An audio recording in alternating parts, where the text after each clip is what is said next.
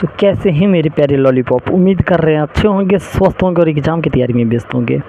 मैं ओम प्रकाश मिश्रा और आप देख रहे हैं अपन YouTube channel success study star. तो मेरे प्यारे विद्यार्थियों, आज जो मैं आप सबको पढ़ाने वाला हूँ क्लास 10th का मैथ। और मैथ कौन सा होगा बाबू लोग? तो NCERT होगा, ठीक है।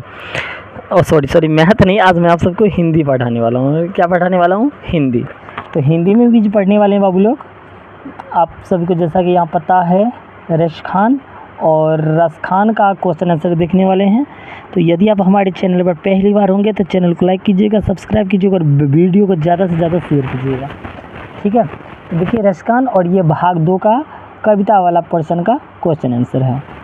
पहला क्वेश्चन है, कवि ने माली मालिन किन्हें और क्यों कहा है? तो आगे देखिएगा।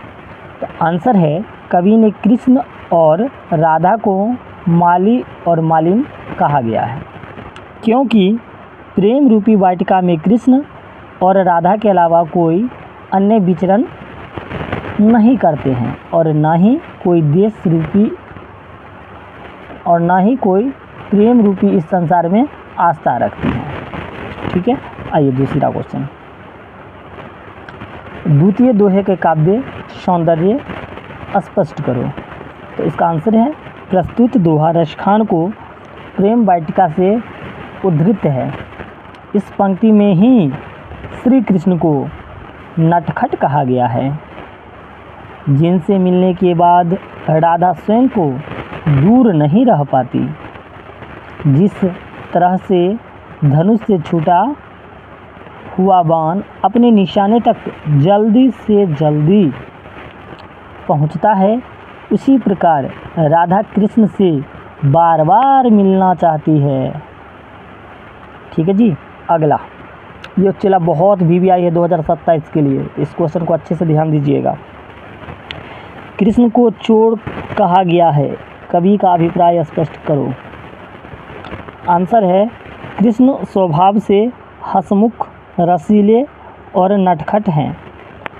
वे एक बार जिनसे मिल जाते हैं तो वह व्यक्ति उनसे बार बार मिलना चाहते हैं, अर्थात वे चित्त को चुरा लेते हैं। इसी कारण से चित्त चोर कहा गया, चित्ते को चुरा लेते हैं कृष्ण जी, समझे, अतः उन्हें चोर कहा गया है। अगला, सवैये में कवि की कैसी आकांक्षा प्रकट होती है, भावार्थ बताते हुए स्पष्ट करें। तो सवैये में कवि रस खान कृष्ण और राधा के प्रेम लीला को प्रकट करते हैं, जिसे विभिन्न उपमाओं के द्वारा तुलनाबद्ध किया गया है। कृष्ण माली और राधा मालिन, जो प्रेम रूपी वाटिका के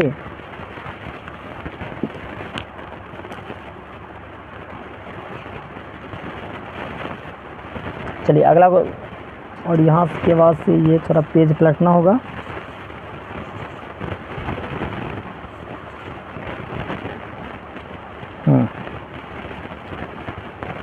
कि स्वतंत्र करता धरता है, दोनों के स्नेह को सर्वश्रेष्ठ बंधन और मोहमयी छवि के रूप में बताया गया है, जिसकी तुलना धनुष से छूटे हुए बाण और साधक तत्व के बीच तीव्र गति से घटित दूर किया गया है। कृष्ण चितचोर है, वो अपनी छवि से किसी भी प्राणी से मन मोह सकते हैं। राधा स्वयं को इस भंवर जल में फंसा हुआ मानती है और स्वयं को किसी भी प्रकार कृष्ण से अलग नहीं रह पाती। तो अच्छा लग रहा है ना, तो चैनल को भी सब्सक्राइब कर दीजिएगा। व्याख्या करना है, मन पावन चितचोर पलक ओट नहीं करे सको।